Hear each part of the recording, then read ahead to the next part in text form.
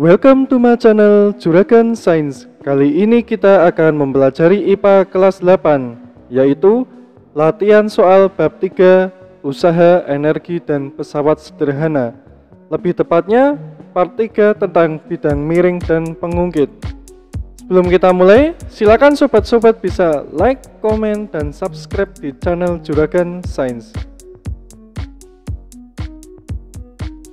Soal nomor 1, perhatikan gambar berikut. Jalan di pegunungan yang dibuat berkelok-kelok seperti gambar di atas merupakan salah satu jenis penerapan pesawat sederhana. A. Katrol, B. Roda berporos, C. Bidang miring, D.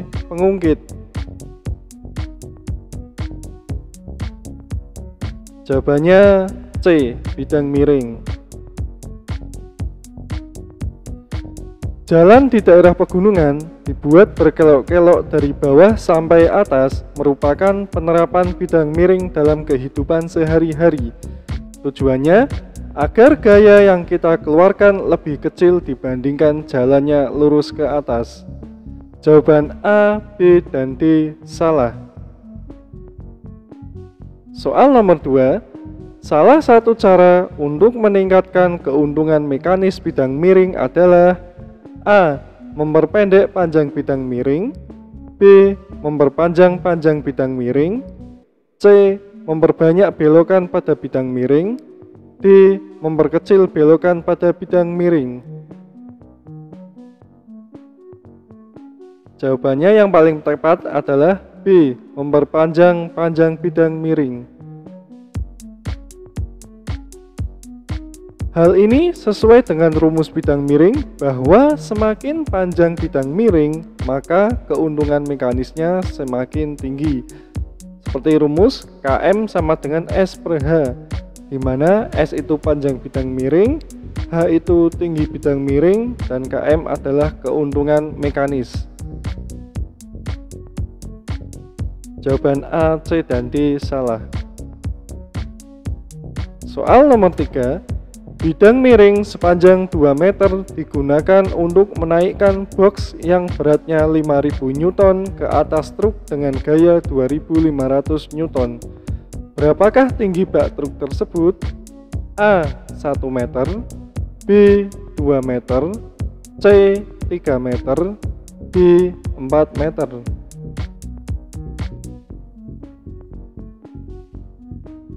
Jawabannya A. 1 meter. Diketahui S sama dengan 2 meter, W sama dengan 5000 Newton, dan F sama dengan 2500 Newton. Ditanya H. Jawab, W per F sama dengan S per H. 5000 per 2500 sama dengan 2 per H. Nah, di sini nanti kita menyederhanakan ya. 5000 dan 2500 masing-masing dibagi 2500, jadi 5000 per 2500 menjadi 2 per 1. Kemudian dikali silang, hasilnya menjadi 2 kali H sama dengan 2 kali 1. 2H sama dengan 2, maka H sama dengan 1 meter. Soal nomor 4, bidang miring sepanjang 4 meter digunakan untuk menaikkan benda di ketinggian 1 meter. Jika massa benda 60 kg dan percepatan gravitasi bumi 10 meter per sekon kuadrat, berapa gaya dorong yang diperlukan? A. 25 Newton, B. 50 Newton, C. 100 Newton, D. 150 Newton. Jawabannya D. 150 Newton. Diketahui S sama dengan 4 meter, H sama dengan 1 meter, M sama dengan 60 kg, dan G sama dengan 10 meter per sekon kuadrat. Ditanya F.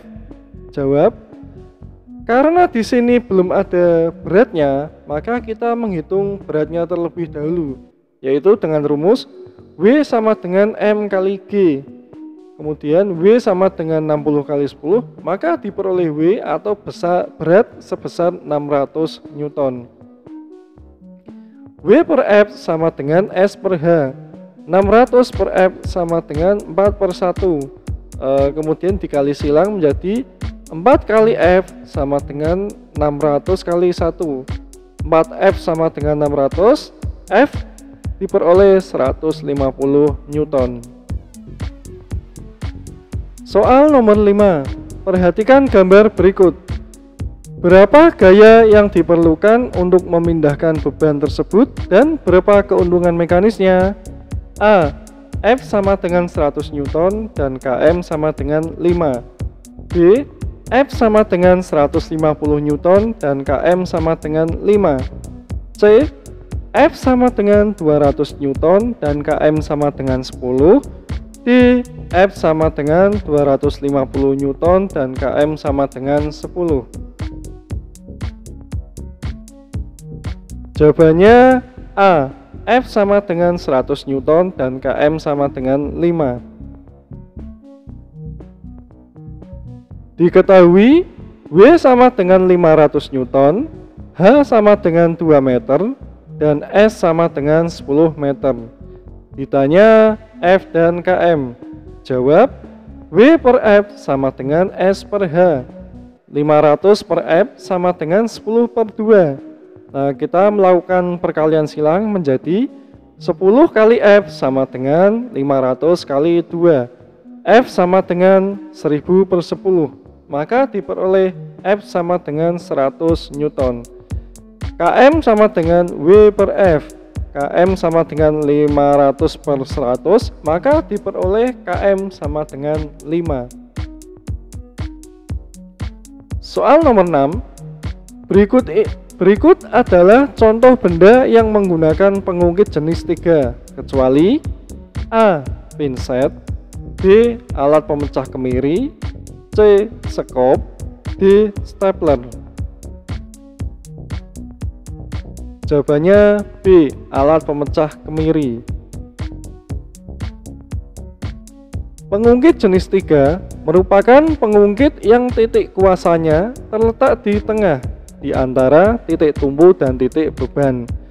Contoh alat yang termasuk golongan pengungkit jenis ketiga ini antara lain sekop, stapler, penjepit roti, dan pinset. Sedangkan alat pemecah kemiri termasuk pengungkit jenis 2 karena letak titik bebannya berada di antara titik tumpu dan titik kuasa. Soal nomor 7, perhatikan gambar di bawah ini. Gambar di samping merupakan pengungkit jenis A1, B2, C3, D4. Jawabannya A1. Pengungkit jenis 1 merupakan pengungkit yang letak titik tumpu berada di antara titik beban dan titik kuasanya. Contoh alat atau benda yang termasuk ke dalam pengungkit jenis pertama antara lain gunting kuku, gunting, pemotong rumput, tang, linggis, dan jungkat-jungkit. Jawaban B, C, dan D salah. Soal nomor 8. Tuas yang panjangnya 1,5 meter digunakan untuk mengangkut batu seberat 1200 Newton. Jika titik tumpu diletakkan 0,5 meter dari batu, hitunglah besar gaya yang diperlukan. A. 100 Newton, B. 150 Newton, C. 300 Newton, D. 600 Newton. Jawabannya D. 600 Newton. Diketahui W sama dengan 1200 Newton, L sama dengan 1,5 meter, LB sama dengan 0,5 meter, dan LK diperoleh dengan cara L dikurangi LB, yaitu 1,5 min 0,5, maka diperoleh LK sepanjang 1 meter. Ditanya F, jawab W per F sama dengan LK per LB. 1200 per F sama dengan 1 per 0,5. Kita melakukan perkalian silang. 1 kali F sama dengan 1200 kali 0,5. Maka diperoleh F sebesar 600 Newton. Soal nomor 9. Sebuah batu yang beratnya 900 Newton diangkat dengan tuas yang panjangnya 2 meter. Jika lengan beban 50 cm dan titik tumpu berada di antara beban dan kuasa, tentukan gaya yang diperlukan dan keuntungan mekanisnya. A. F sama dengan 100 Newton dan Km sama dengan 1. B. F sama dengan 200 Newton dan Km sama dengan 2.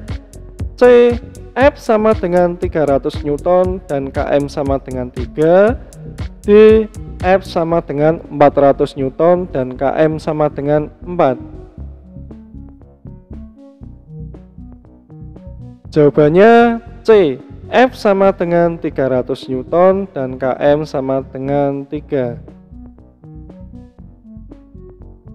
Diketahui W sama dengan 900 Newton, L sama dengan 2 meter, LB sama dengan 50 cm, sama dengan juga 0,5 meter, LK sama dengan 1 L min LB, maka 2 min 0,5 dan LK sebesar 1,5 meter.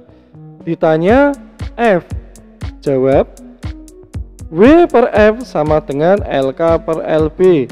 900 per F sama dengan 1,5 per 0,5. Kita melakukan perkalian silang. 1,5 per F sama dengan 900 kali 0,5. F sama dengan 900 kali 0,5 per 1,5, maka diperoleh F sama dengan 300 Newton. Km sama dengan W per F. Km sama dengan 900 per 300, maka diperoleh Km sama dengan 3. Soal nomor 10. Perhatikan gambar berikut. Besarnya gaya yang dibutuhkan anak tersebut untuk mengangkat batu ialah A. 40 Newton, B. 80 Newton, C. 140 Newton, D. 200 Newton. Nah, silakan tuliskan jawaban kalian pada komentar di bawah ini. Demikian pembahasan kita kali ini. Thank you for watching. Jangan lupa untuk like, komen, dan subscribe di channel Juragan Sains. Terima kasih.